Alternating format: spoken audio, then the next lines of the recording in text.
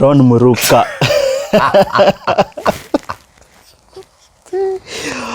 Welcome to the podcast. Yeah, thank you, man. I've wished to have a conversation with you for... Why are you wishing? Unajua, one funny thing about we humans inakwanga, why should you wish? You have my number. You've had my number for the longest time, man. But we've been making plans, and then I think you guys gave up at some point. You stopped following up. You guys ni nani? It was you and your former co-host. Unajua sahi unye akienda kuomba loan, there's nothing we can do to stop. Bada naomba. Sababu For real? Yeah. Okay. Sahi yani tutalipa sijui mpaka lini, but anyway. Uko fiti? That's Kenya for you. Niko poa. How is Stella K? How is who? Stella K? Hello? How are your friends? That's what I'm asking. My friends yeah. My friends are okay, but I actually don't have many friends. First of all, I need to say that the next person on this podcast needs to be Stella K, because I have questions for her. Sijui kama kuna namba yake you can give me after this. Niko na namba ya Stella K. Mr. Unajua Stella K, sijui atalitoa hiyo K wapi. By the way, I've never asked. I've never asked myself where the K from. But it's or is it Muruka? Una force, bro. No, just wondering. No, babake anaitwa Kirioba, so piga sabu. Kumbe unajua. Kumbe unajua. Jina langu imetokea wapi hapo? Mbona unapenda kumruka? Una force ati. I see what you did there. Tupigie Augusto. Hiyo ni punchline. Augusto, by the way, I should bring SAMORA to your studio. Ana punchline. Tutimechate. Lakini unajua pia kuna there was a time actually I even talked about this on my show. Ulikuwa na beef gani na Echate? Wacha let me turn this. So imekuwa wewe ndio interview. Echate is my friend. Sijasema si rafiki yako.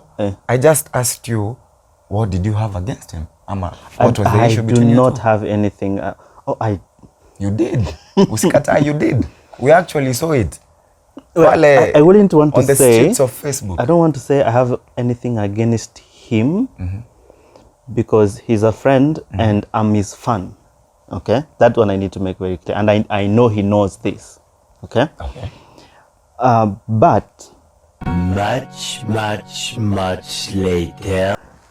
What's wrong with abana babo songo? Abana babo songo. What's wrong with our by town? By abana babo songo, you mean ladies? Ama. Let's start with the girls. Yes. The girls. Is something wrong with them? Is there? Physically, mentally. A lot has been said about girls in Bosongo of late. There's a lot of conversation happening, especially on social media, about just generally the party scene and the dating scene in Bosongo Chituka. Well, what do you think is happening? Is something really wrong? I think, ladies, let me just be as blunt as I possibly can. If at all a guy invites you over for a date, or rather sherehe as we call it, na ni mwanaume amekuita, umeenda huko umeitisha walana, unajua wakisema naletea ni walana. Umeitisha walana zako mbili ama tatu, whatever it is. You see, this man is spending his hard-earned cash on you. He's expecting something at the end of the day, like he's expecting something from you. No. You should just make it clear to him, niaje, yes, we are going out, we are going to have drinks and what not, but I'm not going to let you hit. Hivyo. Mwambie we are just having fun na hivyo. Aka akijua. Unaona, usiende because so are you saying that okay, who shida inakwanga ni gani exactly? Because tuko na expectation. Our girls and our women and our ladies, they have major issues with us Kisii men. I know. They call us shida stingy. Shida, where do you think who went wrong where? Nobody went wrong anywhere. Then how come they don't like their own? Walitoka mali walitoka. They discredited us as the Broke Boys Association. Sasa tutadu. You get Okay, hiyo session ni yenu, hiyo mimi si yuko. But I want to understand, why is it that why do you think girls in Kisii or wasichana wa Kisii, wasichana it's a Kenyan thing. Yeah, it's not a Kisii thing. No, but Kisii girls especially have a thing against Kisii men. That's what I want to understand. What are we not doing right, and nini lifanyika wapi? What are we not doing right as Kisii men? Yes, why how come our women don't like us, don't want us, but they are with us?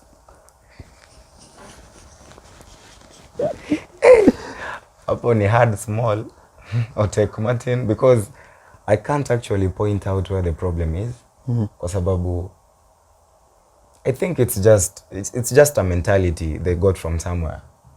Maybe one or two people, because you never miss a madman in any market, or woman, for that matter, in any market. Maybe one or two or three or four people who are Kisii men did something mali that I don't know, and then they just, you know, because they say we are tuna complain na pesa kidogo, hatununui enough drinks, hatununui drinks zile expensive, you know, and I don't know whether that's necessarily a bad thing. It's not. Because it's not. What's wrong with someone just being, you know, this is my budget for this. This is my budget for you. This is what I think you're worth. But then again, I think it all comes back down to what your definition of stingy is. Kwa sababu mimi naweza kuwa nimekupatia 200, and to me that 200 shillings ni a fortune. I'm not stingy. Maybe kwa account niko na 5,000 na nimetoa 200 nimekupatia. That's an actual percentage. Exactly. No, it doesn't mean I'm stingy. I'm just taking care Ama of pia my msichana ukimwangalia hivi hatoshi kutoa kutoka na ATM, zile coins uko nazo ni sawa. Naona ile mpaka unamkanga kesho asubuhi unajiuliza, jana uliona nikiitisha nini? Nilikuwa na nani? Kwa ule msichana mimi nikanunulia ule msichana. Bas, exactly. I don't think men are stingy, ama Kisii men for that matter. People do spend where they see value. So we don't value our women. We do value our women. Nile kama but hujapata mwenye anakuvalue. Hiyo value ni kidogo, so we spend little on them, so they think we are stingy. Now, how many Kisii ladies do you know that date Kisii men? See, that's my problem. All of them they keep complaining. I keep hearing them complaining that they don't want Kisii men. Although those Kisii men still have girls, I don't know. Ndio maana nakwambia, these ladies don't know what they want. At the end of the day, wasichana hawajui kitu wanataka. Ladies never know what they want. Sasa watasema, oh, Kisii men are stingy, we don't want Kisii men. Maybe because of an experience alikuwa nayo 2 or 3 years behind, ama 1 or 2 or 3 Kisii men walimfanyia hivyo. Sasa anataka kubrand all Kisii men as stingy ama as sijui nini, but wanasema kuna upande mwingine wanasema Kisii men tuna perform. I saw a post this morning actually. Someone posted on Facebook, a lady, can't remember who it was, but she was asking a question. She said, what's happening with our Kisii men, because we are having too many lesbians in Kisii? Are we not performing? Where? And I felt that was a valid question. Was it valid, really? I want to believe so, because but we do have lesbians everywhere in the world. Does it mean men are not performing? What do you think? No, Samora, let's be honest. We have lesbians everywhere. Go to Jamaica, go to the United States. You don't think that there has been an increase lately? Or what has happened? Or is it that ladies want to experiment? Our Kisii ladies want to experiment. It has nothing to do with us men. It has nothing to do with men. Let us just be honest. It has nothing to do with men. With this new era of social media and whatnot, they're trying to make it look cool to be lesbian. Do you think it's cool? I can't actually say for a fact if it's cool or not. It all stems down to what you prefer sexually, that is. What is the one thing that you love about Kisii in general?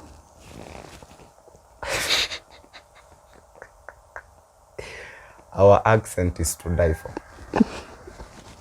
Accent ya Wakisii. Someone tag Nyaboke. Nyaboke actress, I have a feeling we are talking about you right now. Mimi, that is my G. She's my G. Ule ni bronches. Watu wanasemanga mimi ni Ben 10 wake. Yes, I am her Ben 10, lakini hatumangi pesa. But our accent is to die for. So she's also now ana BF wanaume wa Kisii. Na yeye value yake, na yeye anakuona kama value yako kidogo. Yeye ni kama amenioa sasa. Au ni value yangu anaiona kwingine. Lakini mbona alipi? Sasa ndio shida. Ndio maana hivyo inamaanisha kuna mahali ufikisha. Ala. Angekuwa anatoboka vizuri. Nyaboke utajitetea ukiwa upande gani? Do you think she has money? Hatumi Juhana ama hatumi juu aoni kama ni muhimu kutuma? Hapo siwezi jua. Kaje huwezi jua. Mtu huyo anaweza kuwa hata kuna maploti kama Kis na sijui. Ujui mtu wako. Okay, unajua ukisema mtu wangu is a strong word. Sema tu mama wangu. Mtu wangu is very... Sasa wewe unawezaje kuwa na mama na uchague useme ndio mama wangu before ufanye background check ujue huyu yako sawa? Because what you are telling me is that you expect money from her. It's a transaction. Yes. So give me, I give you. Do you think she has something to give? Barter trade. Yeah. So it means ulifanya background check zako ukajua huyu akona kitu ya kunipa na mimi ni unless alitumia pesa ya campaign, kwa sababu wakati tulijuana Nyaboke used to spend on me. Kai Mungu wangu Jehova. Huko CJ. Kama ngaleta wine, ngaleta fine wine. Whiskey inakuja pale. Yani I was living like a king. Alikuwa anatumia mpaka pesa ya kinyozi. Credit, rent. Alafu ikafika mahali ni kama pesa ya campaign ikaisha. She got what she wanted. Alikuwa anataka mwili yangu. Nikampatia alafu akamua she has had enough of me. Si vizuri. Nyaboke ni sawa. Si vizuri. Si ati hata nalia SAMORA unajua. I'm not even crying Nyaboke unajua. But there's one thing you don't know about Nyaboke. Give me a minute. I think I have a solution for your problem. Lakini SAMORA nilipenda Nyaboke. Mbona unaongea past tense? Lakini sitaki pia ujifiche behind useme ani jokes, lakini kumbe unaumia. Unajua this is a safe open space we can. Hivi ndio mnasemanga kesho kutwa anajipata kwa Edgo Bari. Hide my ID. I work with this guy. Gosh, aki anapenda wa mama. Lakini unajua nitajua tu ni Stella K. Stella K nyanchama, you are a snake. Nyoka. Do you have those friends who have all your secrets? Na ikitoka tu utajua ni yeye kwa sababu you don't tell anyone else. Sasa nijipate mpasho. It has to be Stella K. No one else. Nani mwingine surely? No. I think Stella K na Nyaboke, you need to form a committee. No, Nyaboke ajui siri zangu. Okay, anajua siri zangu zingine. Sasa ndio yeye nilikuwa nasema. You know? You have caught. I've caught it. You are sharp. Very sharp. Might you be from Pangani? Hiyo imekupita.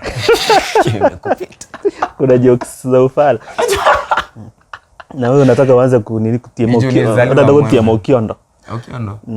Anyway, but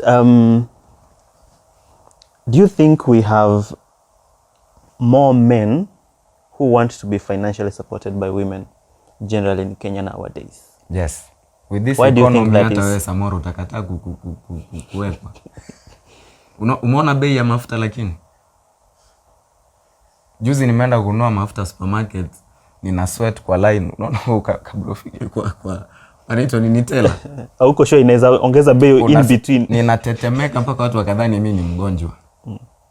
Unafika huko unafuliza, unaenda kwa savings, unapigia marafiki ndio ulipe tu mafuta. With this economy. Alafu unaweza kataa kunaita msichana kama Nyaboke mwenye anakura. Hata smoky imepanda bei. For real? Imagine. Yeah, smoky pasua.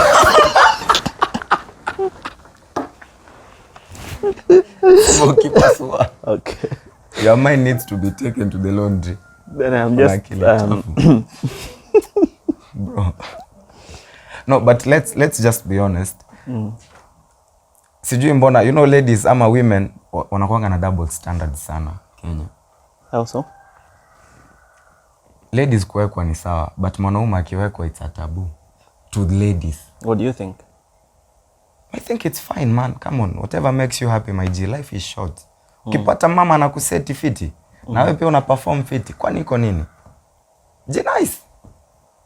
What's your advice to the men wenye wa perform fiti lakini wanataka kuwekwa? Unajua bro, vile una phrase hizi maswali mpaka watu wanadhani mimi ni aspiring Ben 10. Spendi vile unaweka. Okay. No, rephrase your questions. Disclaimer. This is just a conversation. What's your advice to wanaume wenye performance kidogo lakini wanataka kuwekwa pia? Okay, by performance unamaanisha come clean. Si ulisema unaperformia Nyaboke? This is a safe space, you can talk. Siogope. Naona unatetemeka Samora. What is the problem? Ukunywa breakfast? The thing you do to Nyaboke. For example. Sisemi ni wewe sasa. Specify Nyaboke mgani? Kuna manyaboke wengi hapa nje. Na maybe wengine maybe hata wamepita kwa mikono za. Specify the Nyaboke. What are the requirements of kuwekwa vizuri na mama? Bro, unauliza ni kama niko na experience kwa hii field. Unajua ile vile mtu analetwangwa he has 10 years experience in this field, a bachelor's degree in wamama. How long ago did you know Nyaboke? I think it's been 2 years now. Okay. So because I knew her in... Will you say that your relationship has been successful? Successful? So far? Me and Nyaboke? Yes. Okay. What are the ingredients of a successful relationship of that nature? Kila mtu tu, just do your part. Juu umesema of that nature, just do your part. As a mwekwa, do your mwekwi, also do your part. Okay. Because we have the mwekwa and the mwekwi. The mwekwi is now the Ben 10. No, the mwekwa is the Ben 10. The mwekwi is the one who's wekwa in the mwekwa. Menipata?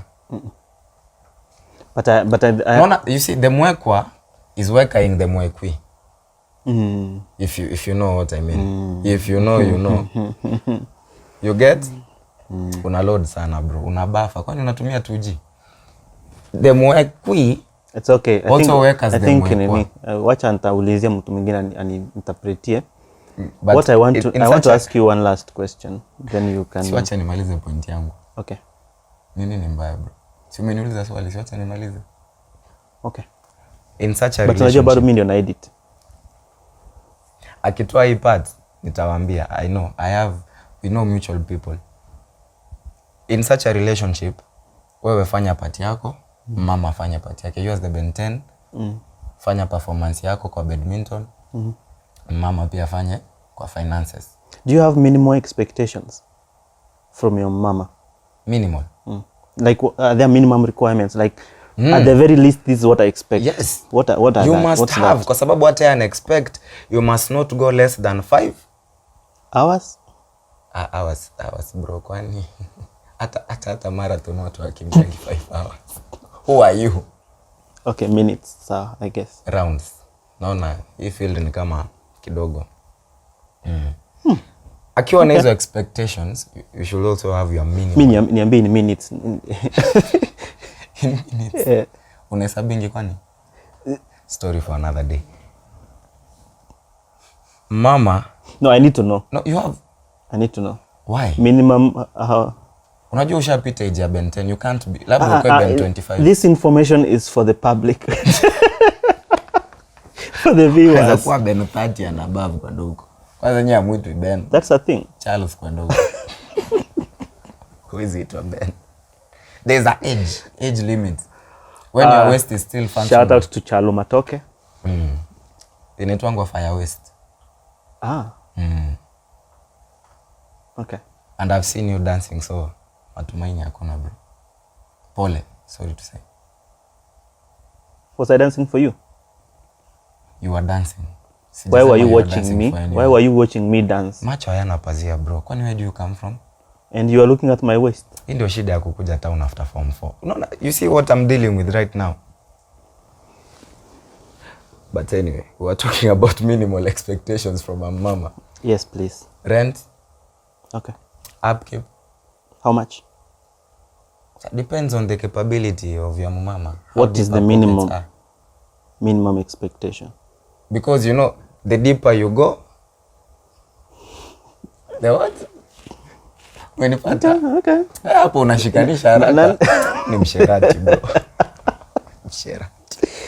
The deeper you go, the deeper the pockets. I'm trying to formulate a formula. So, so you expect rent, uvae fiti. Because she knows wewe ni kijana, then you have to youngsters out here. Pesa entertainment lazima. Yes, ndio tunaweza ita upkeep. So hiyo that freedom kukua na you are too young, that's part of the package. Because I get worried. Depending on the agreement. You know, if you find a mama who's not married, huyo atakufunga. So huyo anakuwa ni demu yako lakini ile ni mkubwa. Okay.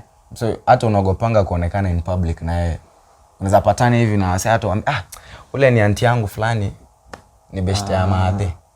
Auntie. Kwa sababu amekuweka bumper. Okay. But bado technically ni auntie. Kama what will you prefer yourself? Married or not married? Bro, I work for my own money. Lakini if bad comes to us, married. Okay. If bad comes to us. Okay. Let me tell you the advantages of having a married mama. Ni kama madem. Dem akiwa na married mbaba. The mbaba will book a room. Apige pale 9.6 seconds zake kama Usain Bolt haraka. Akwambie unajua lazima nirudi kwa mama. Nikirara ije atakopa. Akikasirika ataongea mingi. Unaweza rara mpaka asubuhi. You get? Hapo amekuachia freedom yako na amekuachia pocket change ama whatever agreement you had. Huyo haizi kufunga, haizi onekana na wewe in public, juu atachoma kwa mama nini. Same with a married mama. Mtakuwa mnafanya mafichoni. Ni kama mnacheza tapo. Ulicheza tapo? Hide and seek. Nilionanga watu wakicheza. Hiyo ni ya kizungu. Kikisimu ulikuwa mnaita grade. Si ungesema. Na kujua na kuelewa bro. Ndio maana ilibidi ni refresh. Watu wa group of schools and others. Unajua kiama vundule and night mixed. Msaweti? Shout out to my teachers in Masaweti Primary School. It's the result of your hard work. Nasema school. Sasa tu shule bro unasema. No, last episode I had someone who made me speak a lot of English. So ule msichana alikuwa anaongea kizungu mpaka niko like. So sasa to relax, tupumue kidogo. Mimi unajua wewe nimekuleta karibu juu niliona vile ulikuwa na hema. Now that you are an actor. Now for example. Tuongelee hiyo, tunaongelea wa mama. Wewe ndio juu unajaribu kukusaidia. Let's stick to what you are familiar with. Wow. No? Wow. Director yeye kwa script card. Really? Okay. But anyway, mimi I'd prefer a married mama. Give me your 1-minute summary of the Gusii entertainment scene, both actors, musicians, and poets. Okay, we only have one poet.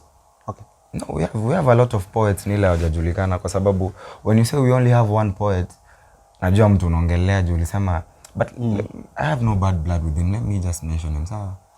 Echate. Nijua naifanya na Kikisii ndio maana unasema we only have one poet. With respect, I don't know any other. Okay, I know a couple who are. Kuna wengine wanafanya na Kizungu. Hadi Kiswahili. Do you mind sharing links for our viewers? Do you know I was once a spoken word artist nikiwa high school? You? I had ambition. Yes. Ni wasichana tu walikuja wakaniharibia hapa nje. Wa mama. Mbona nimesema wasichana ukaleta wa mama? So give me a summary of what you think, what's happening, what's your analysis of the past, present and future of the Gusii entertainment industry? Past was non-existent. Ilikuwa zero out. How long ago are we talking about? When was the first time I ever heard a Gusii song? Okay, let's start it from here. What do you think was a defining moment for the Gusii entertainment industry? Entertainment industry. The one thing that changed the game for the Gusii to bring us to where we are now. Matulianza ku make sense lini? I feel like mziki ndo ilifanya everything else ika fall in place. Migi wakati walifanya Ntwa Ruara. Oh, that was a big one. Yes. That was a big because out of Ntwa Ruara, people started accepting that Gusii urban vibe. Nona pole pole tu. And then you came through with NDIZI. You get? Like there was a time mtu ungekuja work na Kikisii na mtu akaya na kuangalia. Yeah. You get? But unaona mali NDIZI imefika sahi. So the defining moment for me personally, wakati akina Migi walifanya Ntwa Ruara. So shout out to Migi, MC Migi, Babuji and Mr. Vector Kenya. Yes. Shout out to you all guys. I think they have really played a big part in the entertainment in the industry. Actually, they are very maybe supportive. Hawajui. They don't, Maybe by the way, they might not understand fully the full extent of what their support has done. Because I know even for us as actors, their support ilisaidia sana, you know, in the initial stages at some point, especially hiyo vibe ya Kikisii, because they already had an audience and they already had a name out there. So their support kwa maneno ya acting ili to boost a lot, you know, to kupewa ile gate pass aje hiyo form 1 namjua wacha pite. Yes, you know that thing inarahisisha maisha sana. So for me naweza sema tu that was the defining moment. So from that point onwards nadhani watu walianza kukubali tu your vibe kwa sababu Stella K can bear me witness. There was a time I was a bit skeptical about the whole Gusii. Sikuanga nataka kujiconform na Ukisii. You know, not that it was a bad thing ama nini ni juu at that time haikuwa make sense. Haikuwa ina make sense like singeji identify na Ukisii na watu wa sema kweli iko tu sawa. You can but you know sahi mali tumefika. But I think it's a problem that many people, I think ni Wajaluo tu ndio najua, who have never had a problem with being Wajaluo. They are proud of who they and are. Maybe the Kikuyus a little bit. Yes. And the Maasai because they earn from it. But most of the other African communities, we are always struggling with our own identity as tribes. You see, the thing is, Wakisii wenyewe, personally there were times ungeniuliza wewe ni Mkisii na ningekataa. For real? I swear. Let me just be. I thought that's a good. I thought ni wasichana. I know girls when especially in, you know, college days, post college days. Exactly. I know wasichana nao ni wengi I've met who refuse. Wanakataa, wale wanakuja wanaanza kujiita Kemi, you know, na K. You know, they want to wa change now somehow wasijulikane kwamba wao ni Wakisii. Why do you think that was? I think ni juu sisi kama Wakisii hatukuwa tumeji-identify. By identify na maanisha hatukuwa tumejikubali, hatukuwa tumejitoa huko nje. Tulikuwa Wakisii walikuwa washamba. Wakisii hatujui wachawi, tunakula watu. You get? So hizi sijui hata nitaita nini. Zilikuwa zinafanya mtu you are not even proud to say you are Kisii. Kwa sababu the moment unasema wewe ni Mkisii, mnakulanga watu. And I think even now we're still struggling with that though. No, we're not struggling most of the time we are in the national news.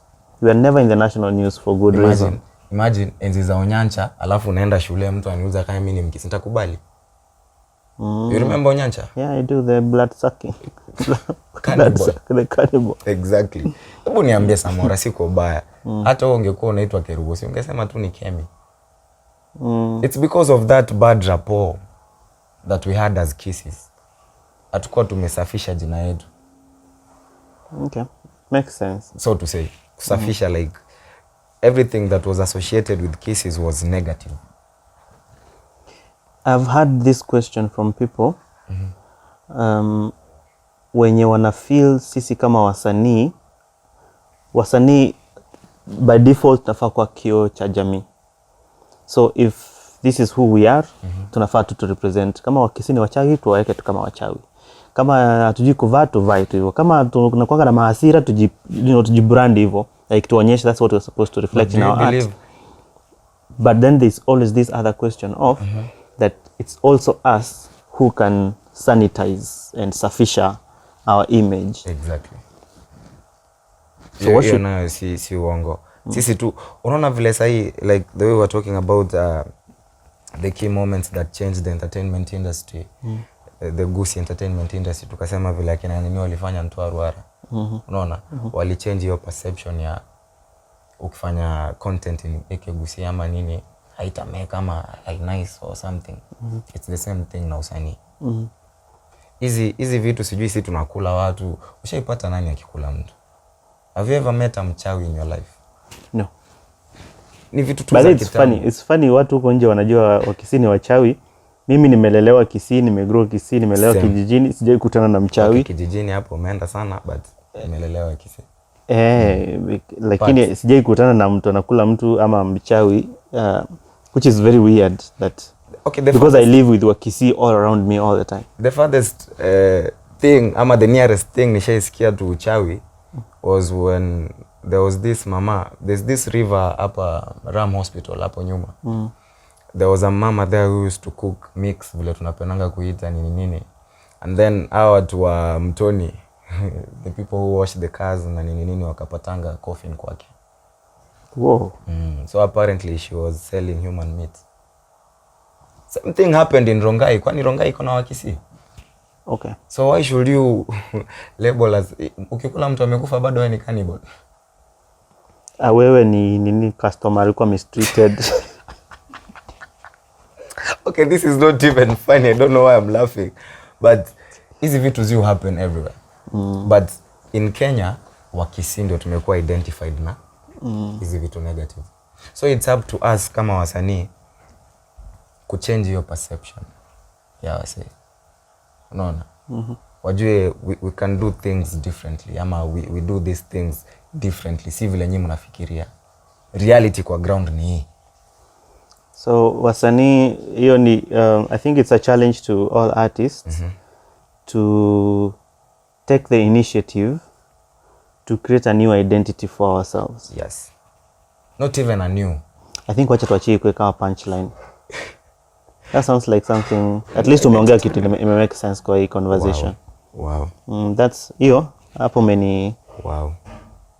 No, but anyway, it's true. It's up to us. So this podcast is called The Last Take, and the last thing that I'd like to know from you is, so far kwa life yako vile umeishi up to this point, what is your major takeaway about life in general, and that's question number 1. And question number 2, if this was your last day on this earth, what's the one thing you'd say you are grateful for? Well, maswali ngumu. Why are you putting me on the spot like this? My major takeaway. What have you learned about life? One thing, wacha tu niseme, one thing I love about this life, it's the unpredictability. You know, huwezi jua, you never know. So mimi, I siishingi maisha yangu na expectations mingi. More so from people. Because people are unpredictable, life is unpredictable. Naweza panga kesho nataka kwenda Mombasa, nitoke hapa pikipiki nipige. Sitaenda Mombasa. You know. So one thing that I like I love about this life is that unpredictability. So whenever I get an opportunity, naendanga tu nayo. Because you never know. Ukipata opportunity ya kutravel, go. Provided it doesn't mess with anything that you're doing in life in terms of earning a livelihood. And ukipata opportunity ya to make your life better than what it is at the moment, go. Don't think twice. Usifikirie sana. Yes, think twice, but usifikirie sana. because at the end of the day you're trying to better yourself. Hiyo ndio kitu mimi naweza sema I like about this life ama my takeaway about life. The second question you asked was about, so in this life so far, what is the one thing you'd say that in life, despite everything, I am grateful for 1, 2, 3? And don't give me a diplomatic answer. Why not? Give me, I need. Because I'm grateful for a lot of things that have happened. Give me the top 3. Top 3. Where?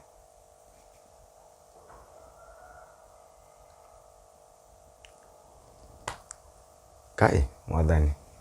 Mbona najaribu kufikiria sasa ndio azikuji kabisa? The top 3 things that I'm grateful for in this life.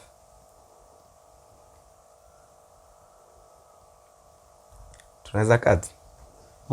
It's okay. Mbona tusikat? Juu najaribu kufikiria zikuja. I can't give you top 3.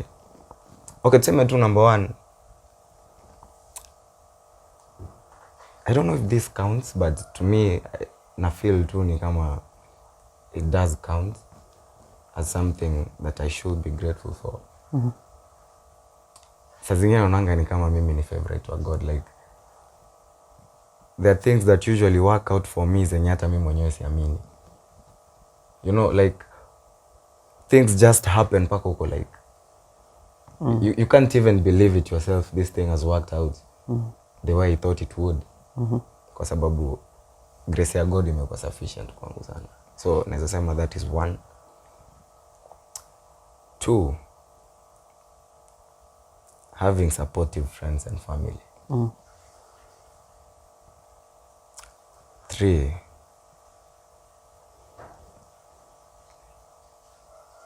doing what I love doing. By doing what I love doing, meaning entertainment. Kuongea. Napenda kuongea sana. Napenda kuongea sana. Those who know me unajua. Those who know me know I love talking. Napenda kuongea sana. So wewe na Kibe? Na Kibe hapana, bro. Kibe hapana. Kibe anachoma. Nimeenda sana. Umeenda sana. Thank you for your time. I will definitely wish to have you again. Yeah.